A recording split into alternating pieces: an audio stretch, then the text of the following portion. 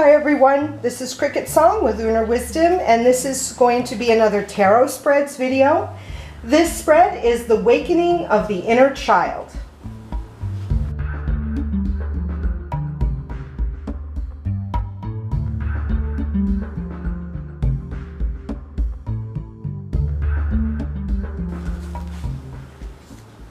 You can find this spread in this book, Illustrated Tarot Spreads by Filner and Schreiner.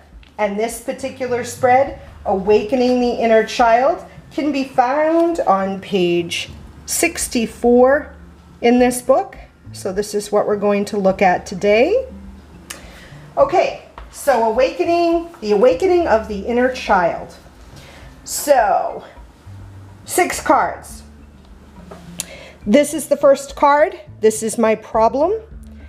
The second card is how does my inner child look at it? The third card, which path to the inner child have I obstructed? Fourth card, how can I open the path to my inner child?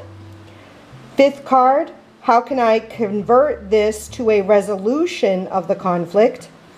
And sixth card, what will I gain? So let's flip over the cards, take a look, do a reading or an interpretation of how I would read this, and then we're going to compare it to the same spread with the Green Witch Tarot. So the first card, my problem. Second card, how does my inner child look at it? Third card, which path to the inner child have I obstructed? Fourth card, how can I open the path to my inner child? Fifth card, how can I convert this to a resolution of the conflict? And sixth card, what will I gain?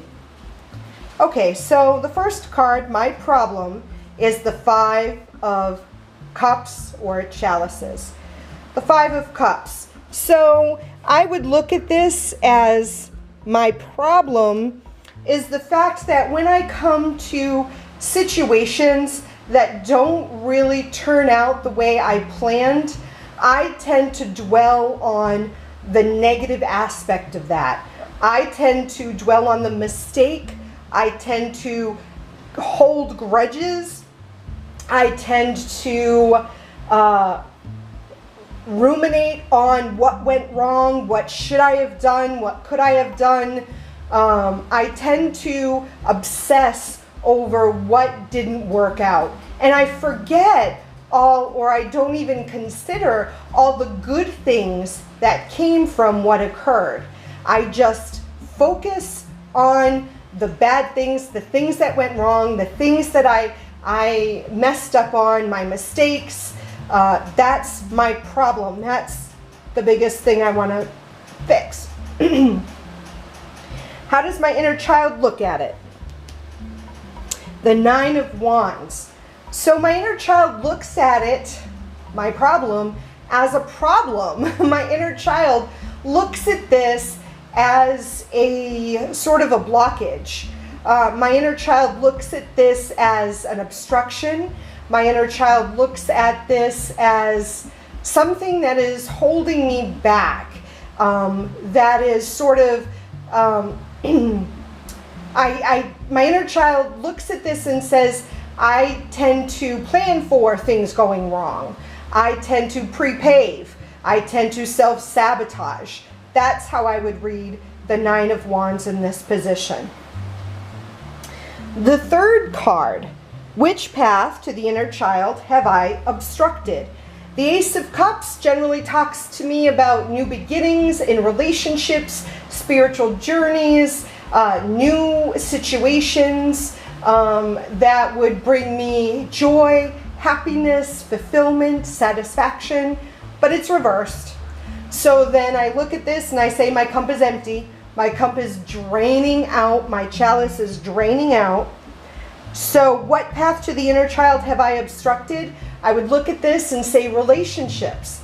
The path of relationships, the path of an emotional connection to my inner child. I've obstructed that. I have built this wall of wands. I have built this energy so that I can't get to the emotional center. I can't take the path of emotions to my inner child because it's been blocked. Card number 4. How can I open the path to my inner child? Well, card number 4 is the 8 of Pentacles reversed. So the 8 of Pentacles talks to me about work and effort and labor and physical action. It talks about doing things in the physical realm in order to manifest what I want. But it's reversed. So then what I would say is, how can I open the path to my inner child? Stop trying so hard. Stop looking for outside things to enable me to connect to my inner child. This is going to take things, it's going to require me to let go.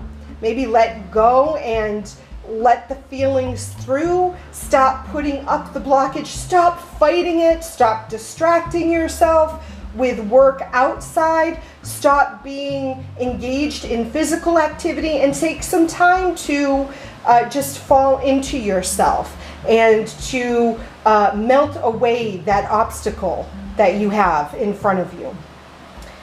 Card number 5. How can I convert this to a resolution of the conflict? Here we have the Empress. The last 2 cards here are the Empress and the World, and they're both major arcana cards. So I would say that these are the 2 most important cards in this particular reading. So the Empress generally talks about nurturing. She's Mother Earth, she's fertility, she's abundance, she's nurturing others, nurturing self, but she's reversed. So this would tell me that I can convert this to a resolution of the conflict by perhaps nurturing but seeking someone else, seeking out someone else to help me with this. Because generally I would say, nurture self, but she's reversed. So I don't necessarily feel like nurturing is out, but that this is something I can't do alone. That I need to seek nurturing from other people to help me, through this sort of convoluted emotional situation that I've created for myself. So looking to outside guidance, looking to other people to sort of, help me maneuver through this, maybe to help with shadow working, reconnecting emotions, and looking to other people to help me nurture myself. That's how I would read that. And the last card, what will I gain? The World talks about the completion. It's the last card in the major arcana. It completes the cycle. It gives you ultimate control of the world, but it's reversed. So this, I would say, suggests that I will gain sort of spontaneity from this, or I will gain the ability to allow other people to have control of things. I will gain sort of less structure, less control, which I think if we look at this whole spread would be sort of a benefit, allowing sort of your emotions to control things, or allowing that reconnection of emotion and spirituality to be connected, because there seems to be a disconnect here if we were doing this reading. So that's how I would read this. So let's take a look at how it would look with the Green Witch Tarot. So the first card is the 5 of Chalices. The obstacle here is the 9 of Wands. And then we have the Ace of Cups. And we have the 8 of Pentacles. Then we have the Empress. And we have the World. So, I mean, I don't see any major differences. The only interesting thing...